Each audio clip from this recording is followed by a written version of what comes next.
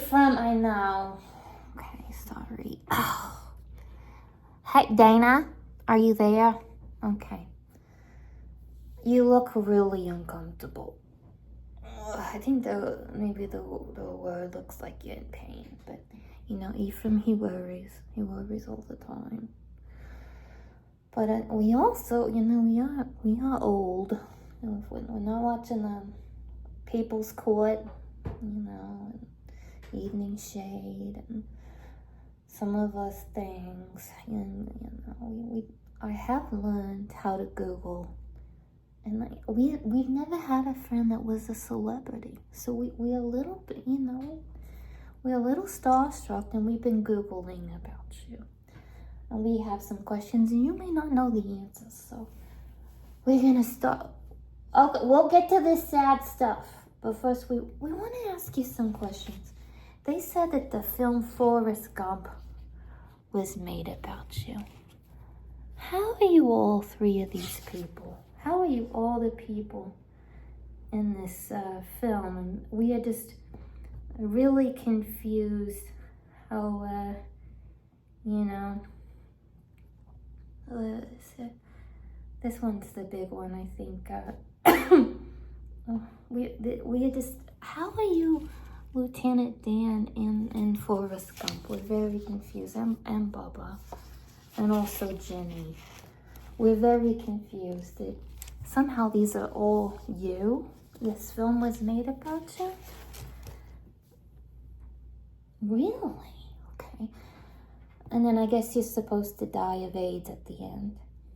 Ephraim said AIDS isn't real. I don't know. It's a very strange film. Do you have any idea why that film is supposedly about you? Or do you want to say? I don't think it's very tasteful, do you? No, I don't. Oh, we just, you know, Ephraim and I, you know, we wonder, there's all these sad things that have happened to you in your life. Very, very sad. And it seems like all the people that play those dramatic, sad parts, those roles, are Caucasian white females. What was it, Ephraim? Ephraim said Grey's Anatomy's about you or something? Has Alzheimer's and can't get pregnant and all this. Is she Native American or Indian or Latina? Meredith Grey, is she? Ephraim says she's not. We're just very curious why. You know, obviously you're suffering. And you represent some people that aren't ever... I know, it's very strange to me. I know. Oh, Lord, sorry. I'm so uncomfortable. I mean, you're uncomfortable. What else was the question? What, Ephraim? Oh. Well, Ephraim says that, well, we know. You want me to ask the sad thing now? Okay. We hear you cry about your dad all the time. All the time you cry about your dad. How long have you been crying about your dad? Since he died. When did he die?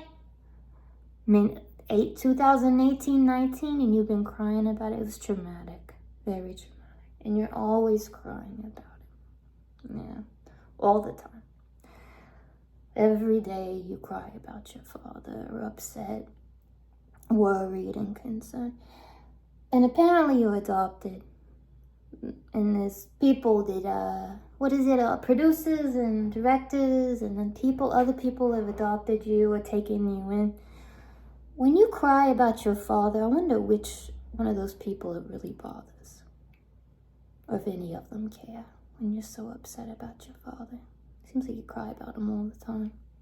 I asked her the sad thing. Yeah. Apparently he took good care of you. Mm-hmm.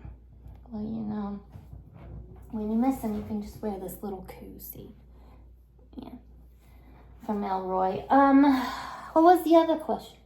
Well, we know you're struggling with post-traumatic stress disorder. Yeah. You're very terrified of things, but what Ephraim read, no, I don't know if you know this or believe this. But Ephraim read that you are very close, maybe just a few people per family members, to a South American cartel.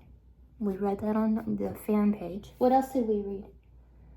That by just a few people, you're close to the Italian mob. Is that true? And you also, was it Aztecs or something?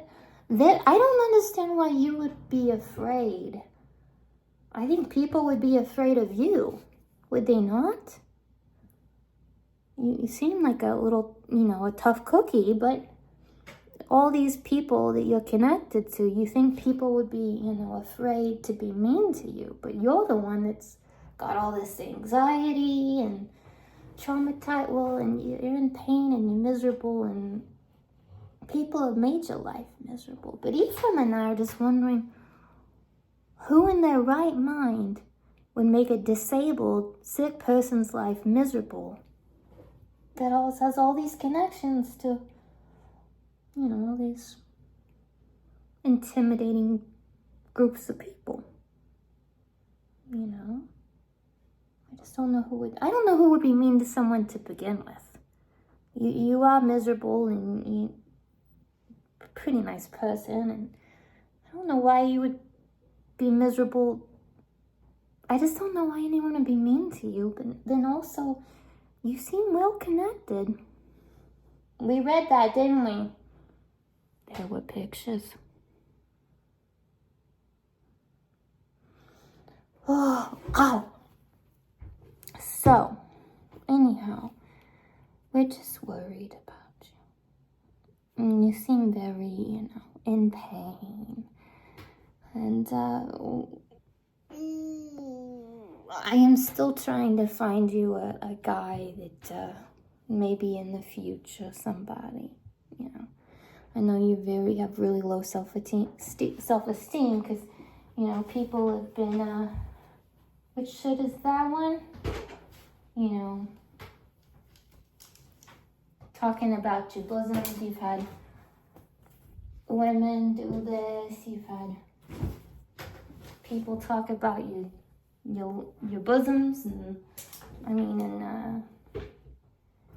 people telling you need to lose weight all the time, and your face looks like,